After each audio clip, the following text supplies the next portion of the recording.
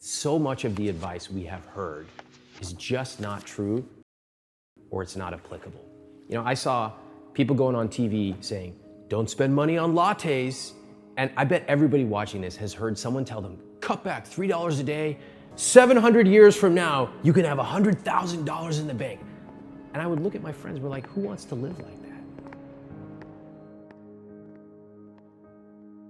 Why do we say we want to do something and yet we don't? That question fascinates me. Why do we claim we want to lose weight, but we don't track our food or go work out? Why do we claim, especially in our 40s, that money is the most concerning thing, and yet most of us have never read one book on money? Why? If you take any personal finance book, I challenge anyone, go to a bookstore, look at the first chapter of any money book. Do you know what it tells you to do? Save. It says, pull out all your receipts from the last year. Let's figure out, let's make a budget. Where are you spending your money? And you know what people do? They go, no, that sounds horrible. Let's put this back on the shelf. People do not want to know where their money is because they know that they're probably doing something wrong. And if there's one thing humans are really good at, it is avoiding pain. So people don't understand where their money's going. That's okay. We can get to that later. But that's not the first thing you start with. It's like you wouldn't take someone who wants to lose 100 pounds and start benching 225. That would make no sense. You want to start off gradually, meet them where they are, and work from there.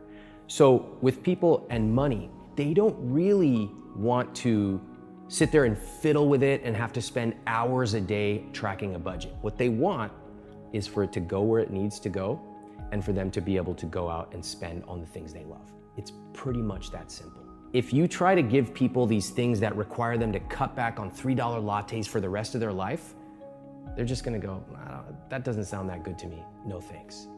This idea that one day I will have enough money to do what I truly want. And the idea is one day I will finally go to the gym. One day I will finally travel. One day I will finally do all these hobbies.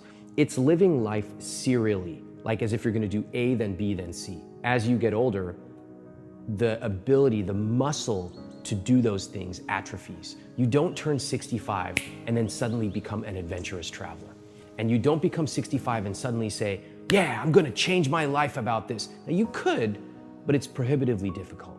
And so what I would rather do is say, I wanna live a life today where I'm earning more, I'm spending time on fitness, I'm traveling, family, and I actually think that society has started to tell us you can't do that.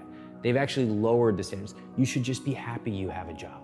Forget about retirement. That's not even gonna be around when you retire. Instead, what we can do is to say, you know what, I'm taking back control. I'm gonna surround myself with people who are into self-development, who are successful, and I'm gonna see the secret skills and habits that they use, and I'm gonna adopt them for myself. When you ask people, what does rich mean? The answers are so fascinating. So first off, they say, I wanna pay off all my debt. And I just think to myself, if that is your dream, it's no wonder you're not living a rich life. Because who gets motivated by saying, I wanna go from -10 to 0? 0 is not aspirational. It may be if you're in that time period, but dream bigger. There's more to life than being at 0 debt. The second answer I get is $1 million. Where'd that number come from? Like, are you 20? Are you 50? Do you live in Manhattan? Do you live in Kansas? Clearly that number's just picked out of thin air. And the third is just, I wanna do what I want when I want. And again, when I ask them what, they haven't really dialed it in. When I think about a rich life, what I encourage people to do is to get super specific. And so when people say, my rich life is, like, I like to eat out. I say, awesome, you like to eat out, I love that. What would you do if you could quadruple your spending on that? And this is called a money dial. It's like a stereo dial. You could turn that dial up. They go, I would eat out 4 times a week. And I'm like, whoa, hold on. They always go linearly, as if they would do the thing they love and then they would do it 4 times more. And I ask them, where do you eat out? And they'll be like, Chipotle.